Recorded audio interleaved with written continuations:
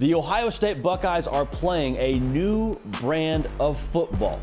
I saw it, you saw it, the entire country saw it yesterday as it was the game of the day in Columbus. We got to be there in person for this one, and it felt like if you were looking for a more physical approach from Ohio State from last year to this year, you one, saw that in spades, and two, I think this is an Ohio State football team with the way they go about their business. We're going to talk about them a lot more going forward, not just because they're undefeated, but because of the style that they can play now in Columbus, Ohio. So, final was 20-12 over Penn State, and we did a reaction video because, like I said, we were on the field for this one. We saw this one up close and personal. We saw what they did to Penn State and what they did in the trenches.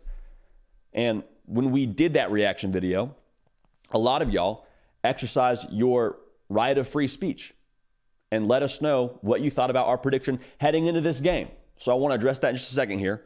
First things first, though, Ohio State faithful, make sure you're subscribed right here to the On3 YouTube channel. It's college football and only college football every single day right here on the Hard Count on the On3 YouTube channel. Also, follow me on Twitter and on Instagram at JD Piquel. Just a great way to stay up with everything that we got going on right here on this platform. So like I said, a lot of y'all, let me know what you think about our prediction going into this game. We're going to break down the game right now. Before we do that, I want us to kind of just have a heart-to-heart. And I have a statement prepared in order to do so. So, without further ado, allow me just kind of to speak candidly here. To Ohio State and the good people of Buckeye Nation and O-Block, I'm sorry. I have now on 2 separate occasions picked against your team, and both times have been on the wrong side of history.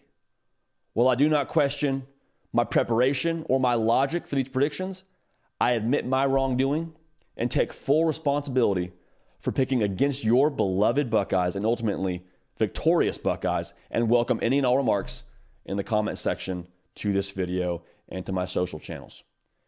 This is, without question, a more physical operation than I had perceived, and this Buckeye football team possesses a better ability to get a rush than any sorority or fraternity that I've ever come across.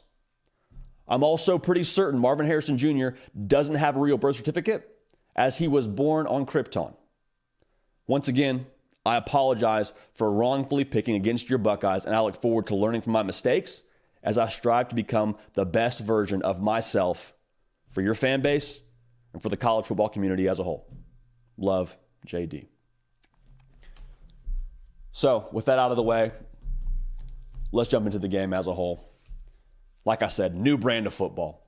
And I sort of sat with this thought of what we saw from Ohio State in that game, the duration of the drive back from Columbus to Nashville. And I tried to wrap my head around, hey, why was there this slow nature to trust this Ohio State football team? And I think, to me, when it comes to snapshots of what we've seen from Ohio State previously, this doesn't match up the same way. We're used to seeing Ohio State in those uniforms and those helmets with the Buckeye stickers on them, and they're getting after it, and they're scoring 40 a game. They're throwing the ball around the yard. They're an aerial assault. They're more of an offensive-driven approach like we talked about yesterday on the field. That's not necessarily this team. Now, it can be this team at times, but this team, what have we seen from them? 2 big-time spots, both yesterday and in South Bend, Indiana. Low-scoring affair. It didn't take 35, 40 points. It took 17, and it took 20 yesterday. Now, if you were to swap the uniform and swap some of the logos and put, Alabama on what Ohio State did yesterday, we'd say, oh, vintage Bama. Yep, that's them just finding a way to win in the trenches, line of scrimmage kind of play. That's what we've seen from them. I think we're kind of falling victim, myself included, to the stigma of what we've come to expect from Ohio State and what we're not getting from them right now. And it's not necessarily a bad thing. It's just a different Ohio State football team. And we said it here. Ryan Day said it post-game. He's also said it during the week. Like, this is a chance for this Ohio State team in this spot to write their own script and be their own team. And they did exactly that yesterday. Like, Kyle McCord, I think, took another tremendous step towards what he's going to be for Ohio State down the road. I don't think he's a finished product, but even so, man, good enough to win yesterday. 22 of 35, 286 yards, 1 touchdown. Good enough to win. Was it an aerial assault where he's throwing for over 400? Clearly not, but he did enough to win football games. He's done that now twice. Talk about the defense. You're only allowed to win by scoring 20 points if you play tremendous defense, and they did that yesterday. I mean, they put the pressure on Drew Aller, got to him multiple times, forced him to throw it 40 times. Why? Because the running game wasn't rolling for Penn State. They didn't have the plan A. They put the game on 15, on the road, in the shoe. And Ohio State paid dividends in that sense. I mean, you got to give a ton of credit to Jim Knowles and the way that defense has elevated even since last year.